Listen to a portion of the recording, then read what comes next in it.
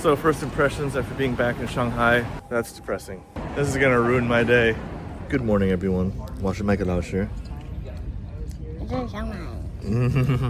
Where are we going today? Shanghai. Shanghai? Yeah. Last time we flew back to Shanghai was March 2023. So it's been a good year and a half, 2 years. It's like 5:30 a.m. Are you tired? Really? I'm never tired. I know. Finish your breakfast. All right, we made it to Dallas, and I was gonna talk a little bit more, but we have a very short transfer time. Actually, our flight to Shanghai is already boarding, so we have zero time to rest, so I'm gonna hop on the plane. Oh man, that was a rush. So not much time to stretch our legs in Dallas, unfortunately. Now it's 15 hours to Shanghai. Little travel hack I learned, like an idiot. I went through security with my water bottle full. The guy said if I want to keep my bottle, I'd have to go through security again and dump it out. So I was either throw away or go through security again. I said, I'll just go through security again because I really wanted to keep my bottle.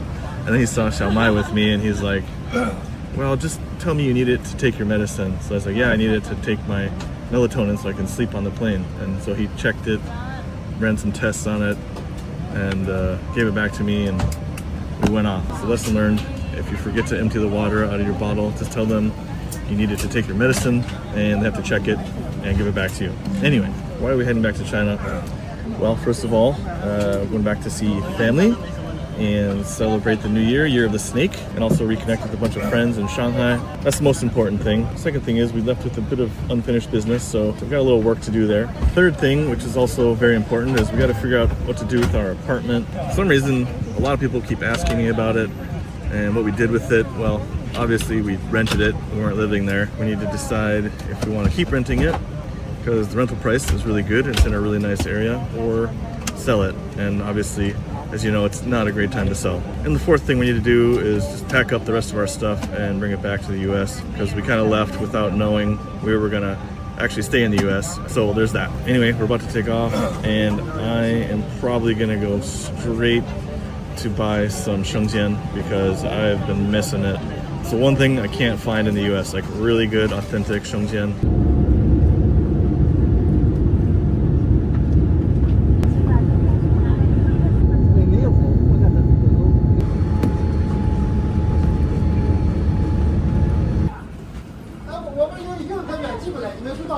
We made it, buddy. Excited? Or tired?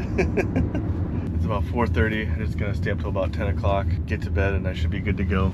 Like an idiot again, I forgot to pay my China mobile bill while I was in the US, so therefore I have no phone number. Thought I'd share with you another little travel hack, and that is the Saily eSIM card. I figured in China I probably really wouldn't need a phone number because I can just use WeChat for all my communications, so data would just be fine. I downloaded the app last night from the App Store. You can also go to saily.com/myke. You can choose from 180 different countries, or you can choose a region, or you can just go global if you're traveling all over the world. For this trip, we're gonna be in China and one other Asian country, so I just did the region of Asia. Picked my data package, went to checkout, and made sure I used the coupon code MyKe to get 15% off of my order, and you can use it too. As you can see here, I'm connected to Zhonghua Liantong 5G coverage. You also notice I'm in China, and bam, YouTube works, Gmail loading up just fine. So you don't need to futz around with other VPNs. You just, what? Why do you say futz around? It's kind of a silly word, right? It's also nice I didn't have to wait in line at the airport to get a SIM card. And you know, in some countries, they might try to scam you and sell you a fake SIM card. You don't have to deal with that. This just works, so why mess around with it at the airport when you're already tired and you just want to go home? My mobile phone package back in the US is really great, and it does have international roaming. However, the roaming rates are really high. So again, if you're traveling to China or any other country really, check out the Saily app, use the code MyCode to get 15% off. Don't let yourself get into a difficult situation because you don't have an internet connection. Good morning. Yeah, we crashed last night pretty hard. Stayed up till about 10, woke up about 6, and now we are very eager for some baozi and shengjianbao. I've been waiting for this meal for a long time. 豆沙包 and robot and then home. Okay, 3? Yeah. All right, we'll do it. 6, 10, 9, 8, 7, 6, 7, 8. 一个肉包，一个豆沙包。But we still gotta go get the 生煎包。我去买生煎了，他们说买光了，所以要找另外一个地方。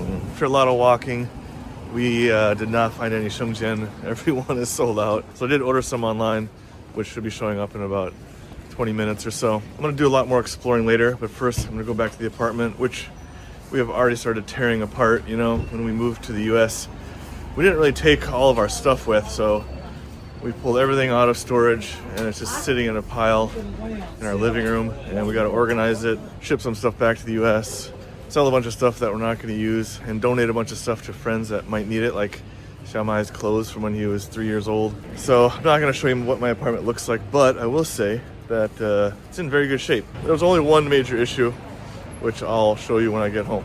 Been waiting for this for a long time.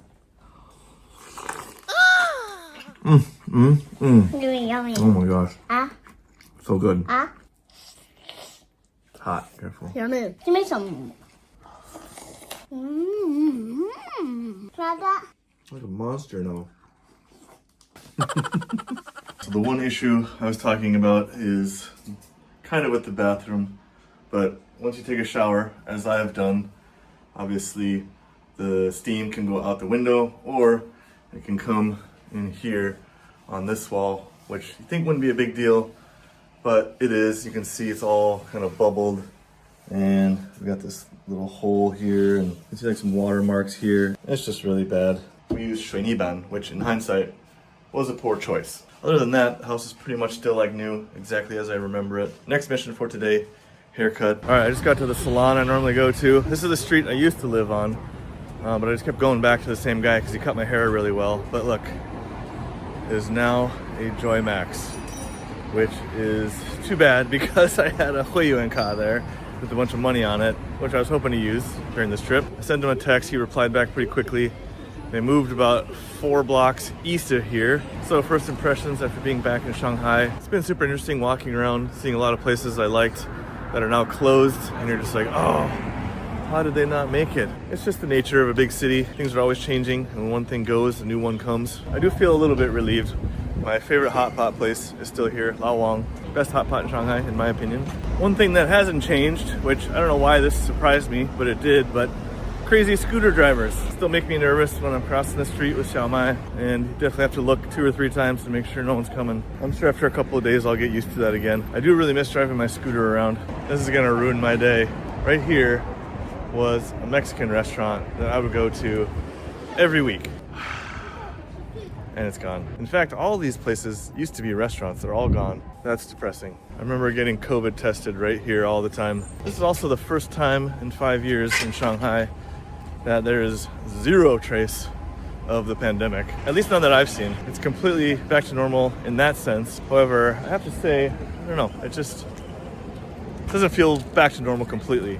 I'm not sure how I would describe it. Maybe as like a place that kind of peaked a few years before COVID. After COVID, it just has never fully recovered. Maybe it will someday. Topic of the pandemic and the lockdowns always comes up. So those scars run pretty deep in the people of Shanghai.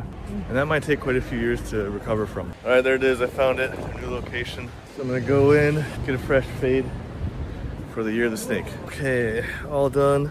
Looking good, feeling good. I gotta get home.